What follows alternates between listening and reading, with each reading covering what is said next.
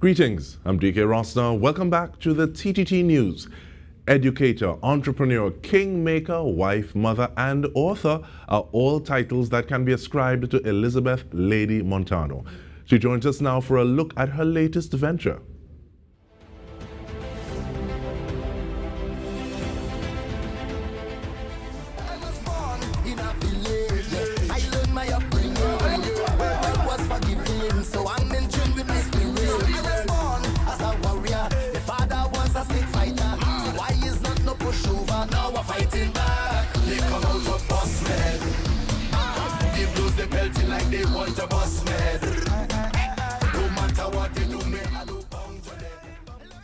And we are so happy to have you. And even before we may be talking about a literal busted or just the challenges, but even before the inspiration for the book, lady, welcome.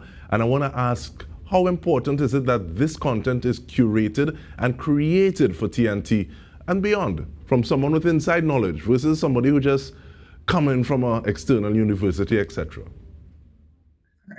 Well, I'm very excited to be on TTT. Thank you. Well, I am excited to be involved because, as you said, I'm inside, I'm coming from inside. And I think I am one of the people who could really tell you about Marshall's journey. I've been there through the good times, the bad times, the better times, the best times. And Marshall and I have been very close. And I think that it is time that we share this knowledge.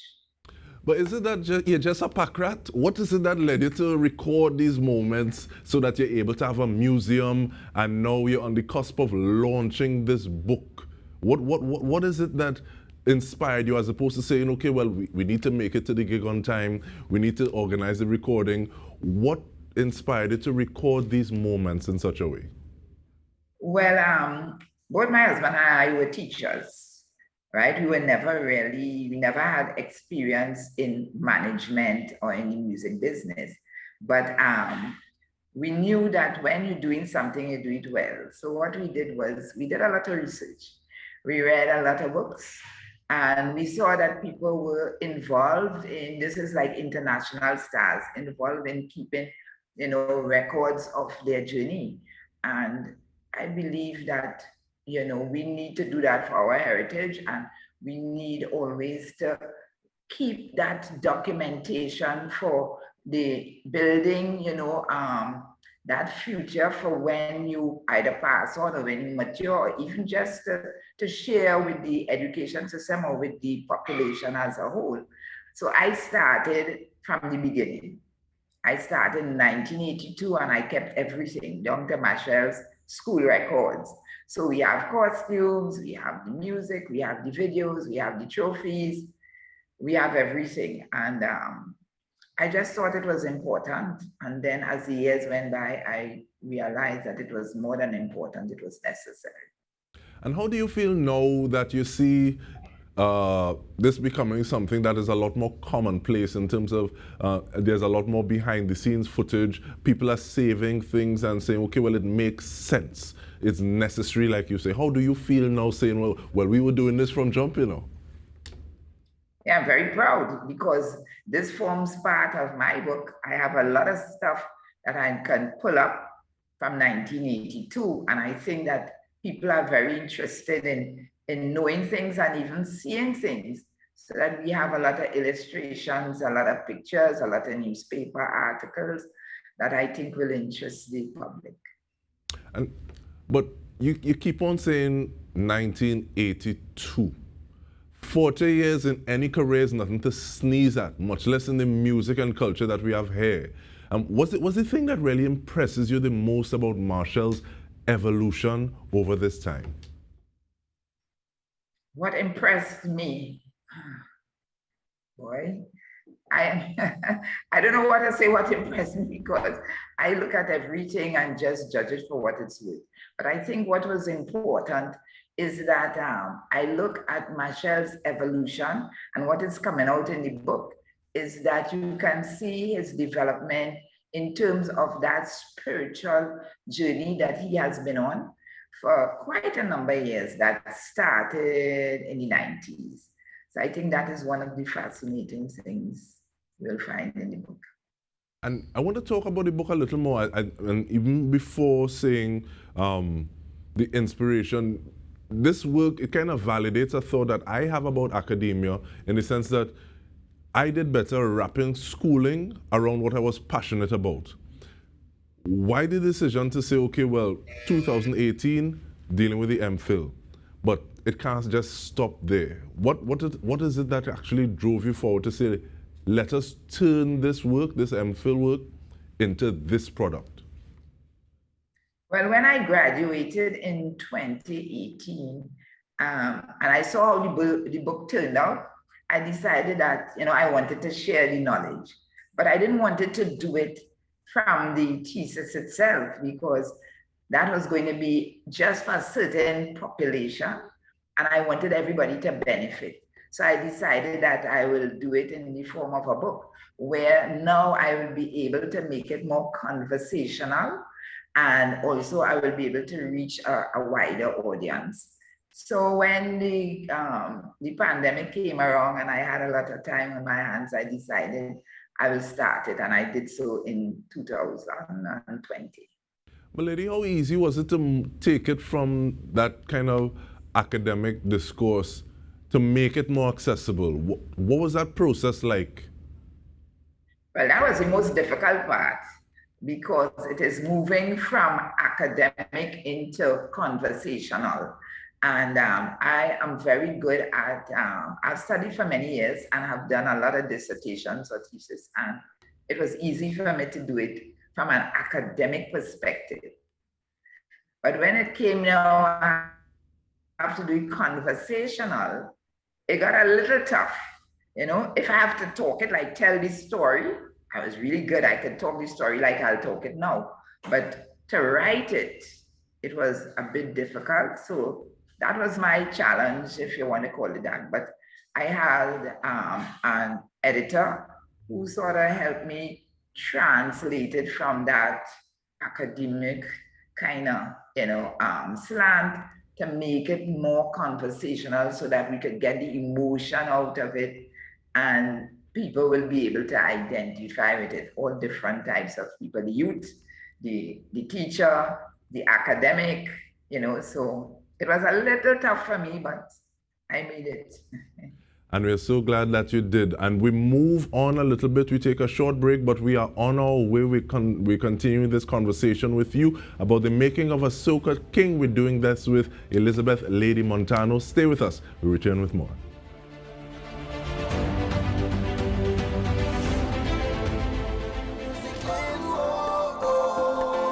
Soca could feel like this. Yes, I could throw all my stress away. There I want to stay with you, and only you. Right there I want to stay with you, and only you.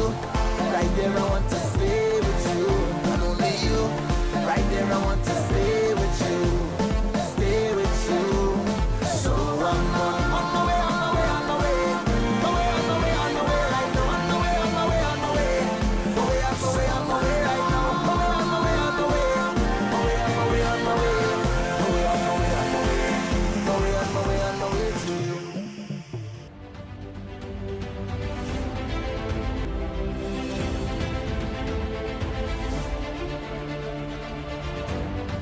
Don't wait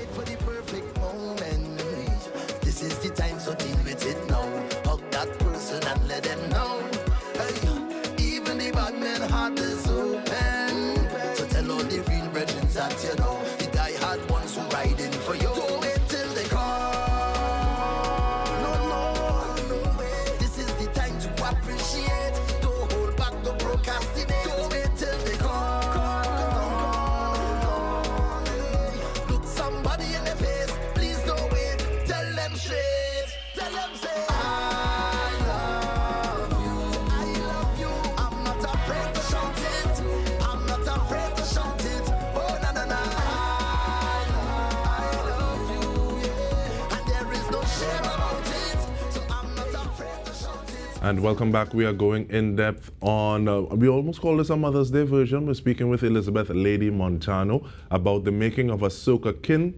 She is now an author. The launch is happening and momentarily. But Lady, looking at the fact that you said one of the things that has most impressed you at this point in time is the spiritual journey that you see Marshall on.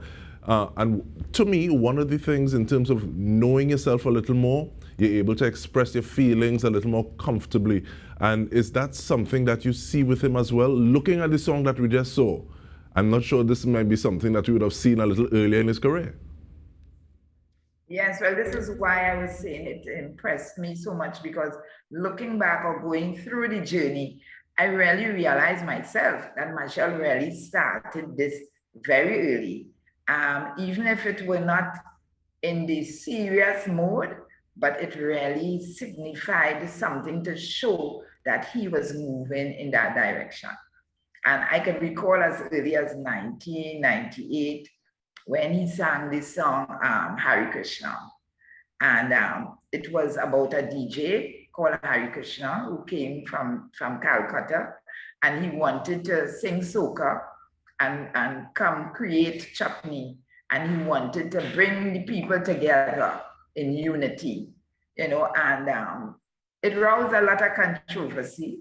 But then Marshall went on, and as the years grew or went by, you saw his involvement being even extended into more detail into his spiritual being.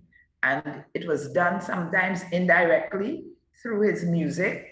And we saw, like in 2007, a Roman Catholic priest did a study on Marshall, and he was showing it through his music, how you saw that kind of spiritual connection.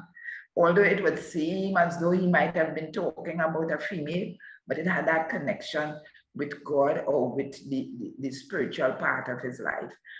Things like We Not Giving Up, Even Dance With You, and some of these songs were all of that nature. And as he grew, this came a little more apparent. And I remember somewhere in 2017 or even 2016, he was in the Bahamas at an ashram, and I remember him performing We Not Giving Up, and his teacher was singing the chorus of Hare Krishna, because although the song was Hare Krishna in Marshall's time, it was linked to the mantra Hare Krishna, which is H-A-R-E. And they sang it, and it's available on YouTube. And from there, it just went on and on and on. And then we see now it's culminating in something that is very much out there on a global scale, where he's involved with a mission, a global mission of saving soil, and it is all part of that spiritual journey. And I'm really hoping that we get tidbits like this in the book, because, like you intimated, I think he was at the White House when he shared that Dance With You was originally something that was supposed to be a prayer. But looking at the situations and sometimes the black line or what is what, drunk or sober, mind your business, he would have changed the lyrics a little bit. So are we getting things like these in the book? And when does the book come out? Well, you will be getting things like that. In the book, I go through the different eras of his development and exactly things that happened during that time. And in there, you get everything according to the particular year. And we hope to launch the book in June. So right now, we are marketing and promoting and trying to get people to do some pre-orders. And we'll even ask about the pre-orders, but the fact that you said it's easy to talk it, but in terms of writing it and moving from that academic discourse to something that is a little more embracing of the general populace, I also want to ask, how has your personal relationship changed with him now that your professional relationship with him has changed? So you're a little less that momager. So how has that, talk to me about that relationship a little bit, lady. Well, you see, everybody asks me about this rule, and I want to clear it up. A momager. I was never a momager. I was always a mother and a manager. I kept the two roles very separate. Because when you say momager, a momager, you have that all mixed up. So it means that they commingle or they come as one or is a bacchanal. But with me, I was my son's mother when it came to being his mother, and I was his employee when I was his manager. And we were able to maintain that relationship, which some members of the public didn't understand. But we knew what it meant to be mother and son, and I knew what it meant to be a manager of a star or an artist. And that is a blessing, because I'll tell you, my father taught me in school, and I'm very grateful that he didn't take some shoppiness that I was involved in school, he didn't bring that home. But in terms of the creativity and commodification in Trinidad and Tobago popular culture, there's a title of one of your works. How easy is it to be a person in a small society, and this is where you have marketed yourself as a commodity, or by even being a brand? How easy was it? Well, no, I tell people I don't see anything as difficult, right? I think that I have been an academic for many years, and I was really able to look at it from a professional point of view and look at creativity in terms of what I was doing is I wanted to show that the authentic music was not affected by collaborating with people or partnering with people. So therefore, it was an easy make for me, because I lived it, I was in it, I shared every moment with Michelle, and I understood it. And I believe that nothing is really authentic. Everything is sort of mixed with something else. So I went out there to prove it. And I did this in the thesis. However, in the book, I changed it up a bit to concentrate more not on that commodification of the music, but more on the story of the man behind the music or behind that commodification. And we want to thank you for sharing both of yourself and some of the man behind the music. We're looking forward to that launch, The Making of a Soca King, in June. And we want to thank you, Lady Montano, for your time. And on behalf of the entire TTT News team, I'm Dike Rostant. Thank you for joining us.